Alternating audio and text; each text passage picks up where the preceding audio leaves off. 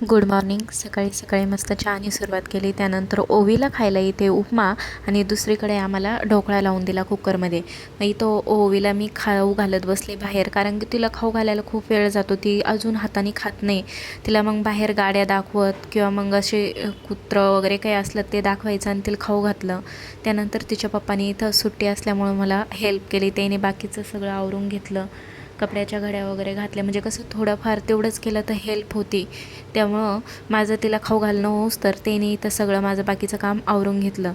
त्यानंतर मग आम्ही ढोकळा तयार झालेला होता, आम्हीसुद्धा नाश्ता करून घेतला. मला त्यानंतर बाहेर जायचं होतं म्हणून आम्ही बाहेर आलो फोटोशूट करायला.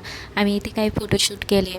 हे तुम्हाला कसे वाटले नक्की नंतर कमेंटमध्ये सांगा. ओवीचेसुद्धा काही स्पेशल फोटो काढले. येता येता मग वडापाव खाल्ला, कारण की भूक लागली होती आणि संध्याकाळ पण झालेली होती. म्हणून येतानाच आम्ही बाहेरून पार्सल आणलं आणि मग नंतर संध्याकाळी जेवण वगैरे केलं आणि किचन वाटा वगैरे क्लीन केला आणि दिवसाचा एंड केला. हा तुम्हाला मिनी लॉग कसा वाटला मला कमेंटमध्ये नक्की सांगा.